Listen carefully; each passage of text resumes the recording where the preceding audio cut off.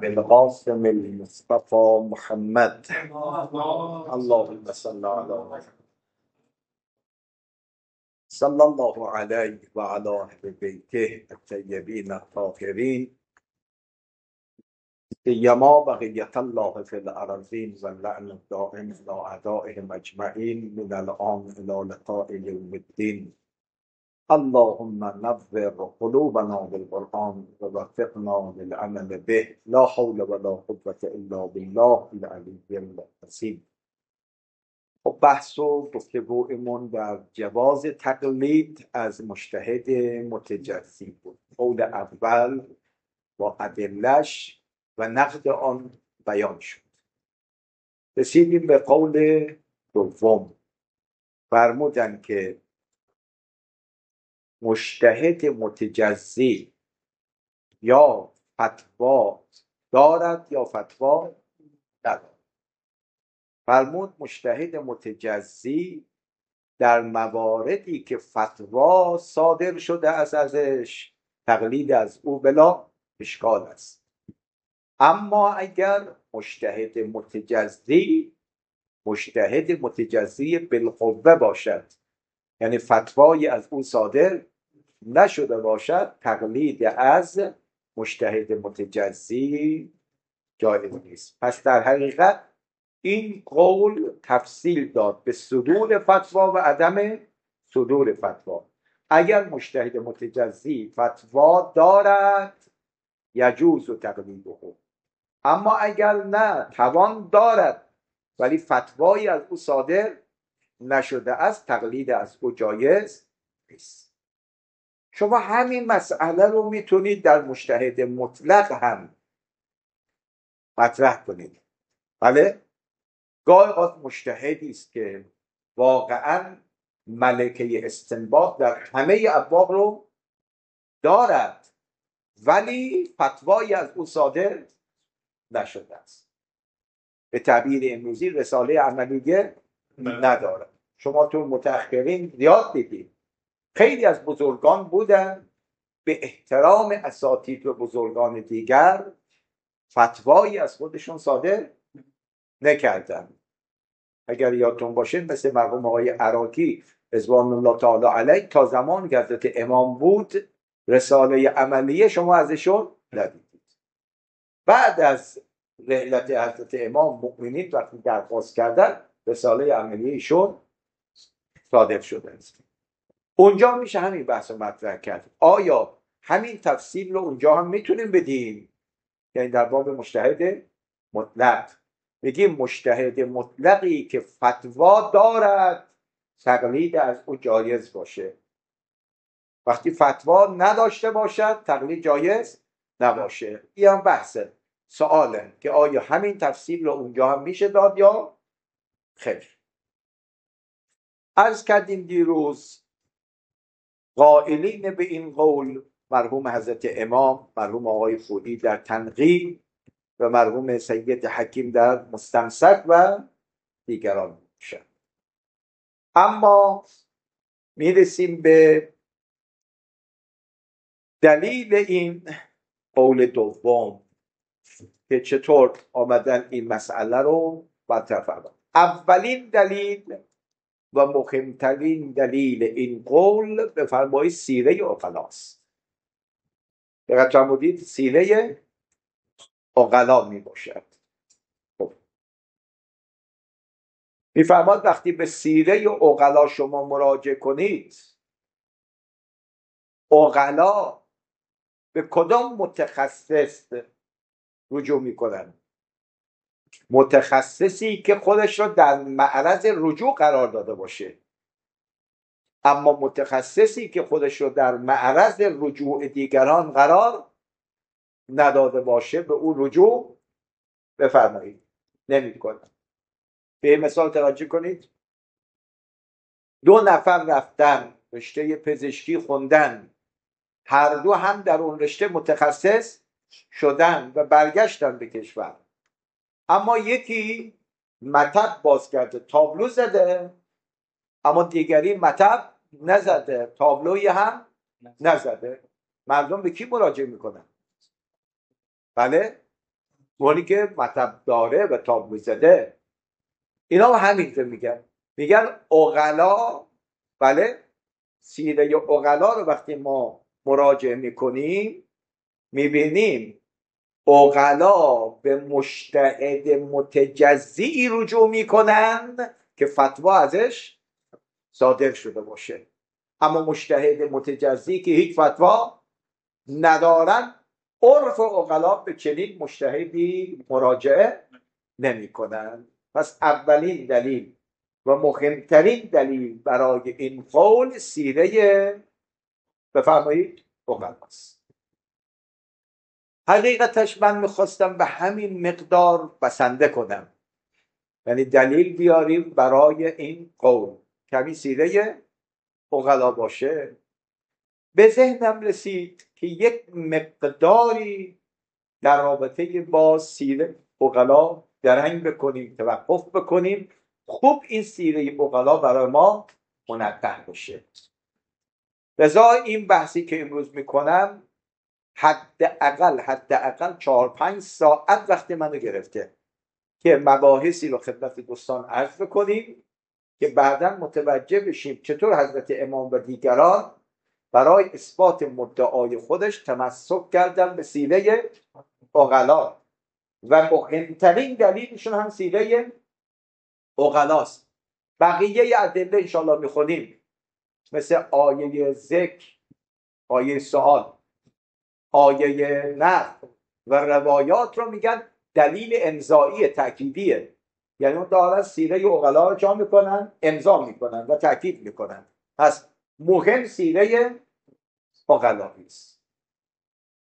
لذا دوستانی هم که صدا و تصویر ما رو دارن به بحث امروز مضاعف عنایت داشته باشن و همچنین شما رفقا، چون خیلی جاها به دردتون میخوره. چند تا مطلب میخوام در رابطه با سیره عقلا عرض بکنم.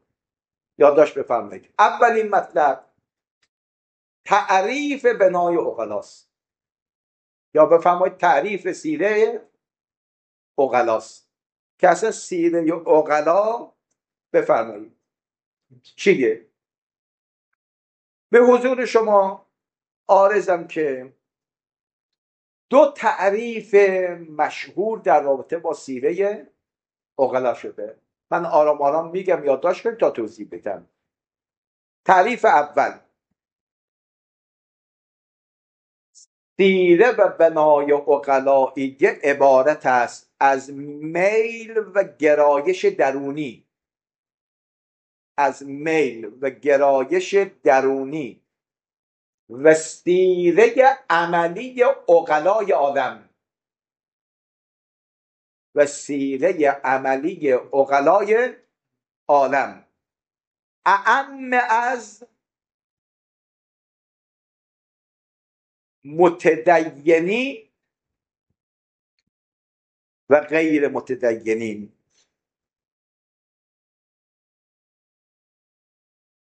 بگونه ای که، این بگونه مهمه، بگونه ای که شرع مقدس در به وجود آوردن این رفتار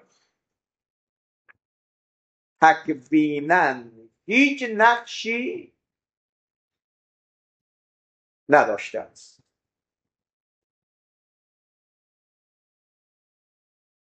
مرحوم شهید صدر در حلقات و دیگران سیره را اینجور معنا کردن.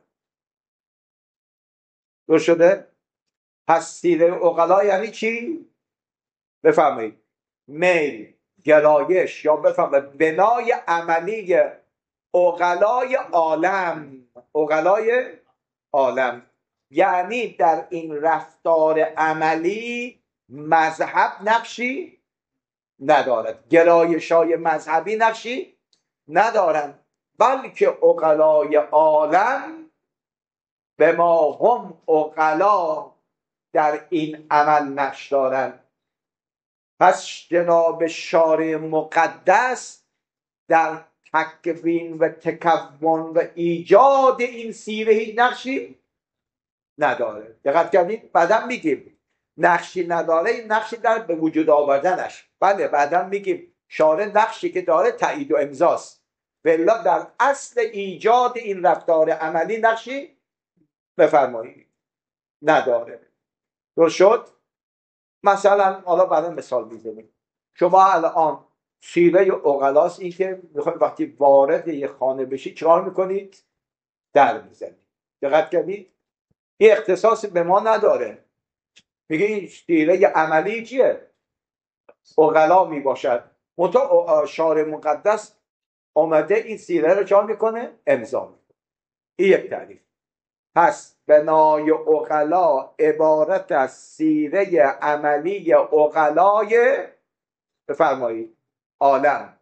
دو تا قید داشت. یک، اعم از متدینین و غیر متدینین. قید دومم عدم نقش شارع در به وجود آمدن این سیره عملی. این یک تعریف. تعریف دوم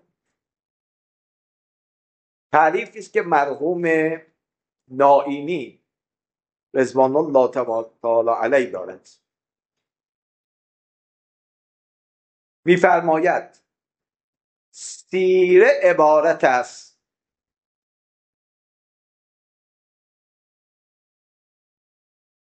استمرار رفتار عقلا، استمرار رفتار عقلا به ما هم عقلا بر انجام یک کار یا ترک یک عمل.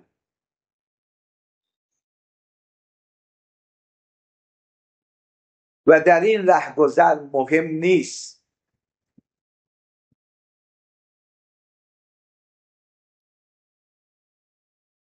وابسته به دین و ملت خاصی بوده باشد. درست شد؟ میفرماد اون استمرار رفتار چیه؟ عقلای عالم است در انجام یک کار یا بفرمایید ترک یک کار می باشه. بودید؟ استمرار رفتار به کجا میخوره؟ به عمل دیگه. دقت کردین؟ استمرار رفتار عقلا به ما هم عقلا به ما هم عقلا یعنی چی؟ مسلمان باشد یا غیر مسلمان باشد در انجام یک کار یا ترک یک کار.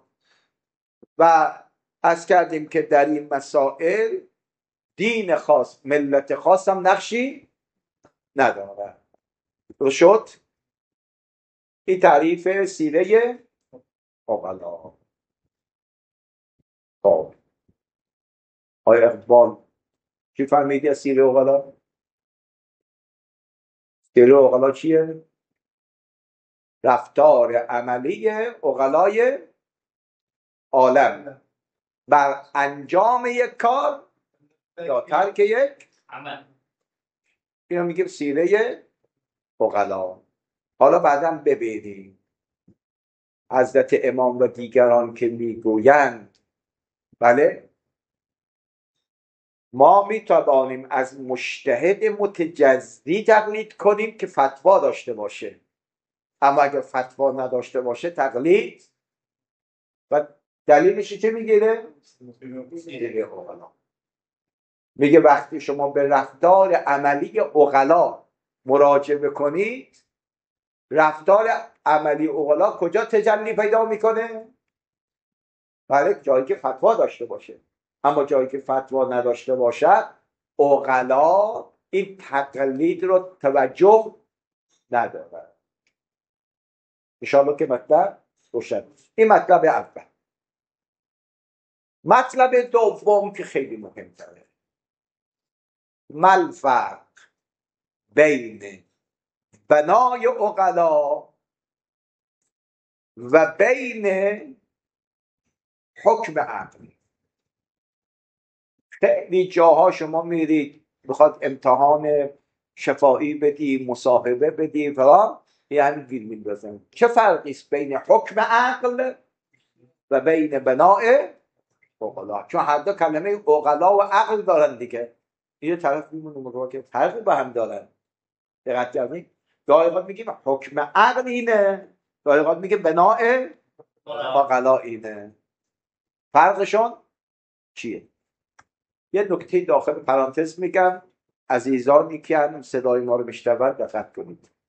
هر کجا شما دنبال فرق یک چیز میری، بله، جنبه افتراق فرق بر جنبه اشتراکه. یعنی تا دو چیز با هم وجه اشتراک نداشته باشن، دنبال وجه افتراق رفته معنا ندارد. دقت کردید؟ نمیده مطلب روشن یا نه؟ ببین الان شما میگه فرق انسان با فرس چیه؟ میگه با هم میگه اشتراک دارن که شمال افتراق. بله، میگه انسان و فرس هر دو در جنس مشترکن که حیوان باشه. منتها فرقش اینه که انسان ناطقه، فرس ناطق. پس همیشه دنبال افتراق رفتن فرق بر اشتراکه. دقت فرمودید؟ حالا الان من میگه آقا فرق بین انسان و دیوار چیه؟ مگه اشتراکی داره؟ بله تو جنس بعید بله، ولی در جنس قریب ما هیچ اشتراکی با هم نداره. اینجا دنبال فرق رفتن معنا نداره. درست شد؟ خب الان شما میگی بنای عقلا و حکم عقل، بچه اشتراکشون چیه؟ هر دو عقله. بله، هر دو نشأت گرفته از چیه؟ عقله. منتها یکی میگیم سیره عملی عقل، یکی میگیم حکم عقل. حالا بیا فرق این دوتا رو بگو چیه؟ مل فرق بین بنای عقلا و حکم عقل. ما 3 دقیقه بگیم فرقش دیگه، خوبم هست، شیرین میشه بحثا. به بنای عقلا رو تعریف کردیم، فرق بین بنای عقلا و حکم عقل هم میخوایم بگیم. لذا روشن بشی که دلیل حضرت امام و دیگران حکم عقل نیست، دلیلش چیه؟ بنای عقلا می باشه. خب عنایت بفرمایید. اولین فرق، سیره عقلایی ارتباط با عمل خارجی دارد. سیره عقلایی ارتباط با عمل خارجی دارد، در حالی که حکم عقل تنها یک حکم به استنتاج کلی است، کار به عمل خارجی بفرمایید ندارد. آیا اشد یه مثال بزن؟ ببین شما میگه عقلا 2 به علاوه 2 میشه چقدر؟ 4. بله؟ 2 به علاوه 2 میشه 4. 5 نمیشه، 3 هم نمیشه. همه جا چیه؟ 2 به علاوه 2 میشود 4. اصلا کار به خارج ندارد که 2 تا کتاب به علاوه 2 تا کتاب میشه 4 تا، یا 2 تا بشقاب میوه به علاوه 2 تا بشقاب میوه میشه 4 تا، 2 تا صندلی با 2 تا صندلی بشه. اصلا میگه ما کار به خارج نداریم، من دارم یه حکمی یه قانون میدم. پس حکم عقل یه قانون کلی است، مثل کار به عمل خارجی ندارد. اما به خلاف بناء عقلایی که خودت میگه سیره عقلا، سیره با عمل کار داره، با رفتار داره. روشن شده؟ شما یک طرف میبینی که مثل حضرت امام خدا رحمتش کنه، بازاری های نجف همیشه ساعت خود رو با آمدن امام به حرم مطهر تنظیم میکردن. چون میگه آقای خمینی همیشه رأس ساعت 9 شب میاد زیارت. ببین هی این رفتار امام تکرار شده از این سیره آمدن یه چیزی استفاده کردن که الان ساعت 9 شب می باشد. پس اولین فرق اینه که بنای عقلا با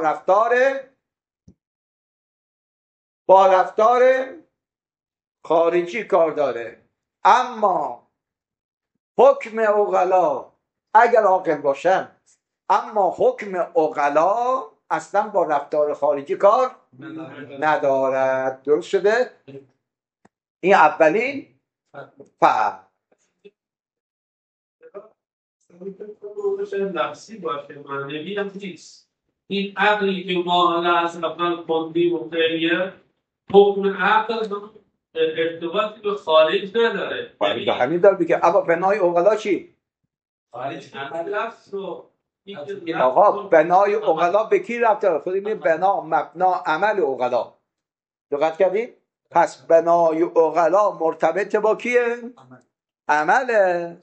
اما حکم عقل مربوط به عمل نیست، بلکه مربوط است به یک حکم، به یک استنتاج کلی. به عقل میگه 2 به علاوه 2 میشه 4. این 4 چی میخواد باشه؟ میگه هر چی میخواد باشه. ببین این دوتایی که موبایل دارن همیشه با موبایل با اثر کار بازی میکنن. این دوتایی که موبایل ندارن، دوتا رو با هم جمع کنیم چند تا میشه؟ 4 تا میشه. میگه این 2 به علاوه 2 میخواد 2 تا انسان باشن، 2 تا میز 2 صندلی باشن، یا هر چی باشه. این در رابطه با حکم بحث میکنه. سیره عقلا مربوط به رفتاره. درست شد آقا؟ آفرین آقای اشهر که مطلب رو گرفتیم. خب این فرق اول. فرق دوم خدا رو حفظ کنه، ما یک استادی در مشهد داشتیم، حالا اسمش رو نمیخوام ببرم، ما ادبیات رو خدمت ایشون خوندیم، منتها کلاس شهریه میگرفته. اون موقع مایی 50 تومن یا 150 تومن از ما میگرفت. یه دفتری هم داشت، اول هر کج میده کسانی که شهریه رو می آوردن می نوشه که فلانی داد فلانی نداد. همینجور داشت مثلا خطبه میخواد درس شروع کنه، همه ما گرم چی بودیم؟ گوش دادن بودیم. بعد میگفت که وصل اللهم علی سیدنا و نبینا محمد و آله الطاهرین و لعنا علی اعدائهم اجمعین. کسانی که شهریه را نیاوردن من قلبا راضی نیستم در درس من شرکت کنن. گفت خدای چی داره میگه؟ میفهمیدیم بعضی طلبه هم شهریه رو ندادن. حالا بعضی سر کلاس باید ما داریم درس میگیم، این داره با موبایل بازی میکنه، داره جواب پیاماشو میده، به درس ما هم گوش میده. حالا ما گهگاهی مثال میزنیم، میگه 2 نفر موبایل دار 2 نفر بدون موبایل جمع بشه میشه چند تا؟ 4 تا. حالا زمین مرجع خودشو پیدا خواهد کرد. خب پرانتز بسته. این اولین فرق. فرق دوم، در تحقق سیره عقلائیه،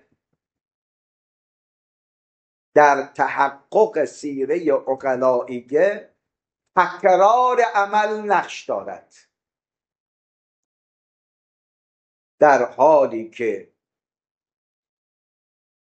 حکم عقل ارتباطی با عمل و تکرار عمل بفرمایید ندارد. درست شد؟ عقل به یک بار میگه 2 به علاوه 2 میشه 4. یه قانونی تصویب میکنه برای همیشه، دیگه نیست ای تکرار بشه. اما در بنای عقلایی چی؟ آیا اگر عقلا در یک مجلس یک رفتاری از اینا سر زده، شما میتونید بگیم بنای عقلاست؟ نه. اما شما میگید من دهه محرم فلان رفتم، بنای این محل این کار بوده. محرم دوم رفتم دیدم همون، محرم سوم رفتم دیدم همونه، محرم دهم رفتم دیدم همین. پس از اینا کشف میکنیم که بنای این محل بفرمایید این منطقه اینه، اما با مشاهده رفتاری یک بار نمیتوانی اون جمع رو متهم بکنی که بگی بنایشون اینه. درست شده؟ مثلا همین مباحثه که ما داریم، خب یک بار طرف اومد دیده ما یه جلسه داریم، نمیتونیم که بنای این مجموعه اینه که هر روز ساعت 4 تا 5 یک بار دیدن که نمیشه بنا. بله اگر چند بار اومد هر روز این مسئله رو دیده باشه، میگه بنای این جمع اینه که هر روز فلان ساعت فلان کار رو انجام میدن.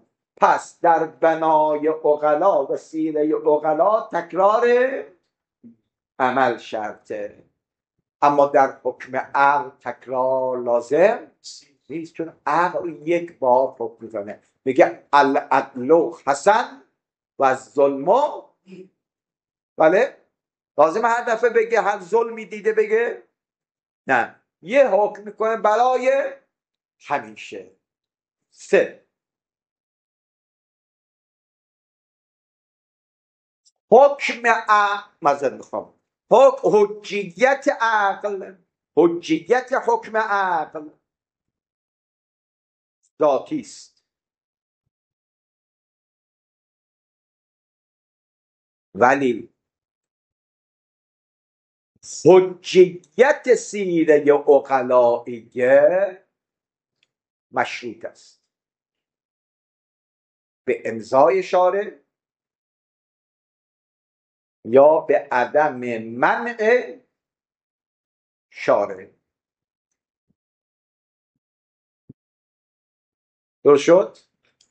ببین حجیت حکم عقل چیه؟ مطلقاست. مطلقا یعنی چی؟ یعنی چه شارع تایید بکنه چه شارع تایید نکنه.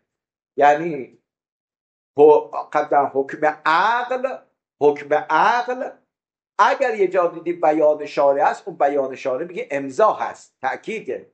دقت کردین؟ ولکن سیره چطور؟ نیاز داره، حجیتش ذاتی نیست. شما اگر نگاه بکنید میگه رسول مکرم اسلام و اسلام عزیز بعد از اینکه تأسیس شده از خیلی از سنت‌های جاهلی منع کرده، اما برخی از سنت‌ها رو چا کرد؟ امضا کرد. درست شده هست یا نه؟ بله؟ مثلا طواف در دوره سابق هم بود، اسلام اون رو چا کرد؟ تایید کرد. پس معلومه طواف حول البیت رو شارع قبول داد. اما برخی از سنت‌ها در زمان جاهلیت بود، اسلام اون رو قبول نکرده. پس حجیت بنای عقلا مشروطه، اما حجیت حکم عقل مشروط نیست. این فرق بین بنای عقلا و بین حکم عقل. این مطلب چندم؟ دوم. یه فرق دیگر هم تمام شد فرق بله.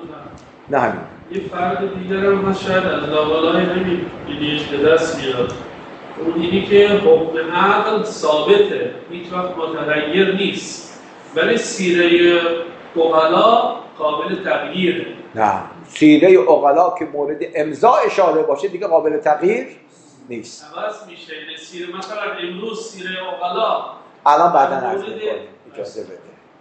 وقتی ما گفتیم سیره عقلا مشروطه، یعنی مشروط به امضای چی؟ شارع است.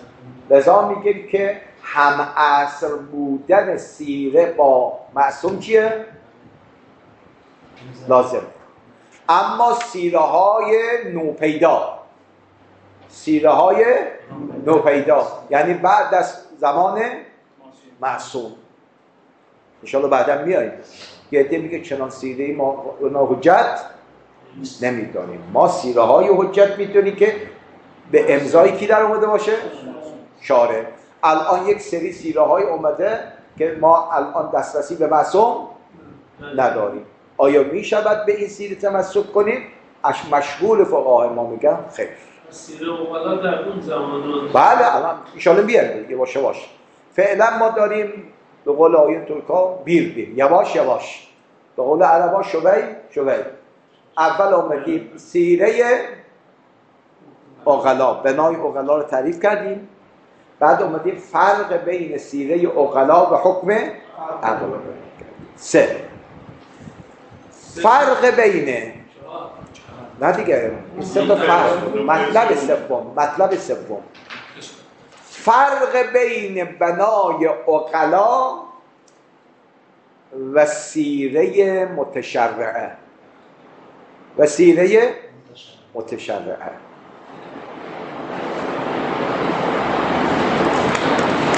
فرق این دو آن است که اگر استمرار یک رفتار مخصوص باشد به منسوبین به اسلام، یعنی المسلمون به ما هم مسلمون،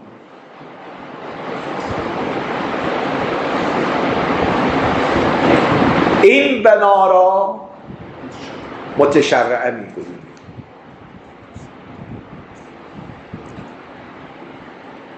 اما اگر استمرار یک رفتار فراتر از مسلمان ها باشد، به او سیره عقلا میگوییم. مثلا گرفتن طهارت قبل از وضو، به سیره مختص کیه؟ متشرع است. مثلا دیگران ما رو میبینن میخوان اینا رو چیکار میکنن؟ دقت کردید؟ ولی مسلمان ها به ما هم مسلمون این کار رو انجام میدن. اما یه وقتی اینه که نه، یک رفتار چیه؟ عمومیه، فراتر از مذهبه، یعنی پای مذهب در میان نیست. اونجا میگه این سیره بنای چیه؟ عقلاست. ببین در هر دوتا یک عمومیت هست. سیره متشرعه چه میگیم؟ رفتار عمومی متشرعین، یعنی همه متشرعین این رفتار رو انجام میدن. چنانچه سیره عقلا میگیم رفتار عمومی عقلا. این بچه اشتراکشون، تفاوتشون چیه؟ در تقیده. در سیره متشرعه میگیم متشرعین به ما هم متشرعین این کار رو انجام میدن. اما در بنای عقلا نه، در این رفتار عمومی تدین به یک دینی نقش نداره. حتی کسی که کافر هم باشه این کار رو انجام میده. اینم فرق بین سیره عقلائیه و سیره متشرعه. چند تا مطلب شد؟ 3 تا مطلب. تعریف سیره متشرعه بفرمایید. بله؟ فرق بین سیره عقلائیه و حکم و سیره و متشرعه. مطلب 4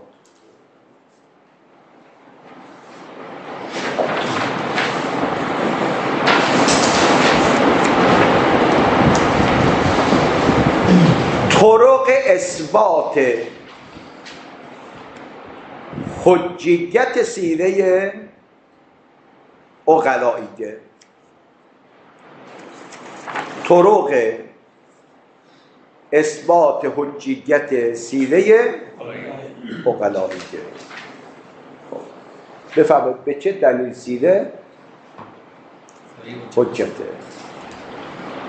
درست شد؟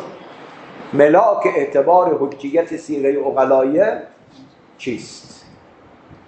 به بادیگر به چه دلیل شما که سیره عقلائیه حجت می باشه؟ اینم خیلی بحث دقیقیه، دقت لازم. یادداشت بفرمایید. 2 مبنا وجود دارد. حالا من خودم یه 3-4 ساعت وقت گذاشتم، الان برای من خیلی لذت تبیین این چیزا. ان شاءالله برای شما نوشتن لذت بخش باشه، خسته نشید. دقت کردید این بحثا خیلی کمکتون میکنه. 2 تا مبنا وجود دارد که اعتقاد به هر یک از این 2 مبنا، توالی و نتایجی دارد. خب آقای فیاض، حالا همونی که گفتید الان سیره عقلائی باشه، آیا الان حجت نیست؟ این برمیگه این 2 مبنایی که الان میگه مبنای شما چیه؟ 1 مبنای مشهور علمای امامیه آن است که ملاک حجیت بنای عقلا، ملاک حجیت بنای عقلا، این 2 تا قید رو خوب دقت کنید، هم عصری بنای عقلا با معصوم و تقریر و تایید معصوم نسبت به اون بنای عقلا.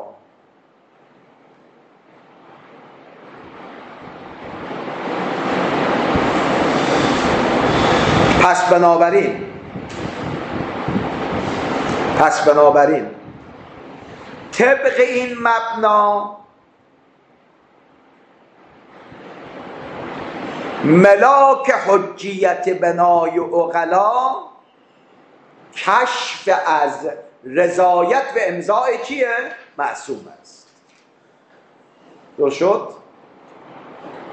طبق این مبنا که مشهور علمای ما از شیخ انصاری به این طرف حضرت امام دیگران همین رو میدونن. بنای عقلا چرا حجته؟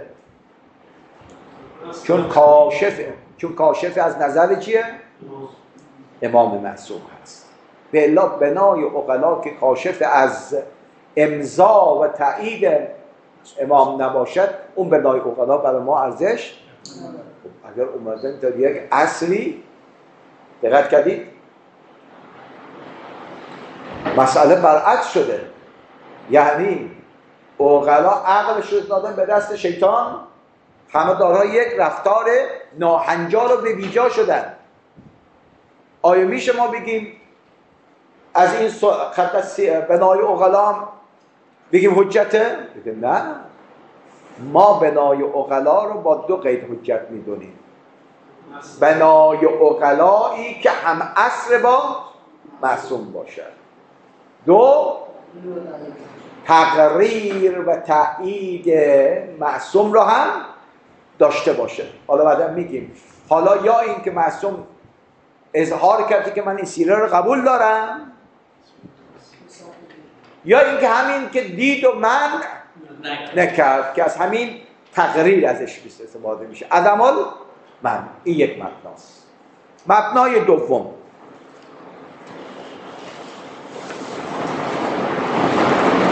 مرحوم آشتیانی در کتاب بحر الفوائد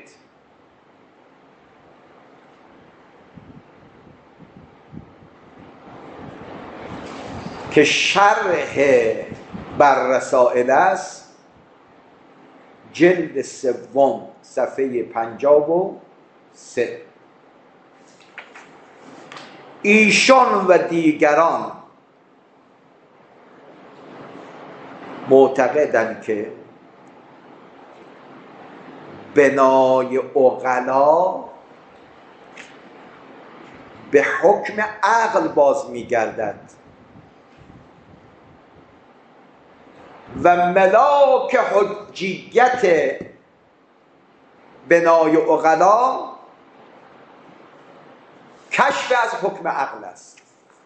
کشف از حکم بفرمایید عقل است. از آن جایی که حکم عقل حجت است، بفرمایید بنای عقلا هم حجت است. این کار به امضا اشاره و تقریر اشاره نداریم. مثلا بنای عقلا داره این کار رو انجام میدن چون عقل داره تاییدشون میکنه. بله، پشتبندشون و پشتوانهشون چیه؟ حکم عقله. چون شما بنای عقلا رو چی گفتین؟ اصلا ربطی به یک مذهب خاص ندارد. عقلا به ما هم عقلا یک رفتار عمومی دارن. بعد میگه این رفتار عمومی ارزش و اعتبار داره. بنای اول میگه ارزش به اعتبارش به خاطر امضایی کیه؟ شارع است. این میگه نه، اعتبار و ارزش این بنای عقلا حکم عقل است. ان قلت اگر چنین باشد، ان قلت اگر چنین باشد، یعنی مبنای دوم باشد، نظر شارع را از کجا احراز کنیم؟ آقای سید منظور چی گفتیم؟ طبق مبنای دوم به حکم عقل باشه. پس شرع اینجا چه کاره است؟ نقش شرع چه کاره است؟ ان قلتو ای بارکالله، تو عمرت یه حرف خوب زده باشی همینه. دقت کردید؟ این ان قلتش همینه. بله، در این بسته چون همه میدان رو دادی به عقل، پس حکم شرع چیه؟ ان قلتو بر اساس قانون ملازمه، بر اساس قانون ملازمه کل ما حکم به عقل حکم بهش شرع، می توانیم امضا و تایید شارع را هم به دست بیاوریم. امیر مطلب رسانده شد یا نه؟ هست. چرا بنای عقلا حجت است؟ ملاک حجیت چیه؟ دو مبنا وجود داره. یک، ملاک اعتبار و حجیت عقلا امضای شارع است. دو، نه، ملاک و معیار حکم عقل است. بعد این قول وارد کردیم. اگر ملاک حکم عقل باشد پس شارع چی؟ از باب ملازمه نظر شارع رو هم به دست بیاره. آخر مطلب رو بگیم بس رو تمام بکنیم. چه ثمره‌ای بین این دو مبنا وجود دارد؟ بله؟ آیا حمیدی اون عینکشو میزنه کنار زیر چشمی به ما نگاه میکنه میگه آقا چه بگیم؟ ملاک و معیار چیه؟ امضای شارع است یا بگیم حکم عقل؟ چه ثمره‌ای دارد؟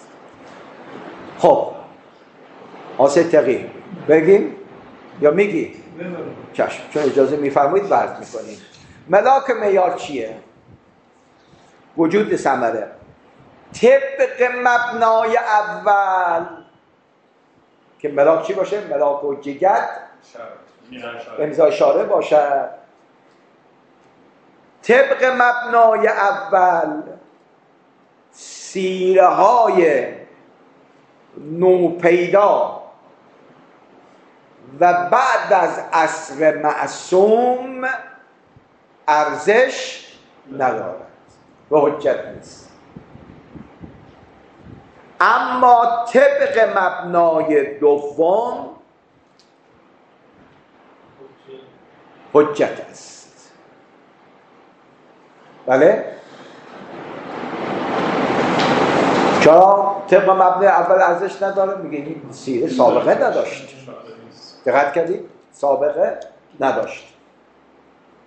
لذا این سیره ها برای ما ارزش نداره. لذا در حجیت سیره اگر در اصول دقت کردیم میگه اتصال این سیره به زمان معصوم باید محرز شده باشه. این طبق مبنای اوله. درست شد؟ اما طبق مبنای دوم میگه نه، لازم نیست که سیره متصل به نه، هم سیره زمان معصوم هم این سیره های مستحدثه اگر عقل تاییدش بکنه کافیه و از باب ملازمه نظر شارع رو هم به دست میاره. حالا حق کدامه انتخاب با شما. آیا ما مبنای حجیت رو امضا اشاره بدانیم یا مبنای حجیت بنای عقلا را حکم عقل بدانیم؟ از کردم مشهور علمای امامیه مبنای اول رو قبول دارن، لذا این سیره های مستحدثه را به تعبیر امروزی نوپیدا، سیره های نوپیدا رو میگن ارزش نداره. ما اونهایی رو استفاده میکنیم که وصل به زمان معصوم بوده باشد. این یه بحث چکیده و خلاصه در رابطه با سیره به بناء عقلا. حالا برگردیم اول بحث. قول اول این که مجتهد متجزی اگر فتوا داده باشد تقلید از او اشکالی ندارد، فتوا نداده باشد جایز نیست. مد دلیل علی ذالک سیره عقلا. سیره عقلا میگه شما به عقلای عالم مراجعه میکنید، به کدام متخصص مراجعه میکنن؟ خودشو تو معرض گذاشته باشه. اما اون متخصصی که تو کنج خونش باشه، خودشو در معرض نگذاشته باشه، فتوا نداده باشه، به اون مراجعه بفرمایید نمی کنن. این دلیل اول. اما دو تا دلیل دیگر دارن اگر عمری باقی باشه برای جلسه آینده. صلی الله علی محمد و آله الطاهرین. اللهم صل علی محمد.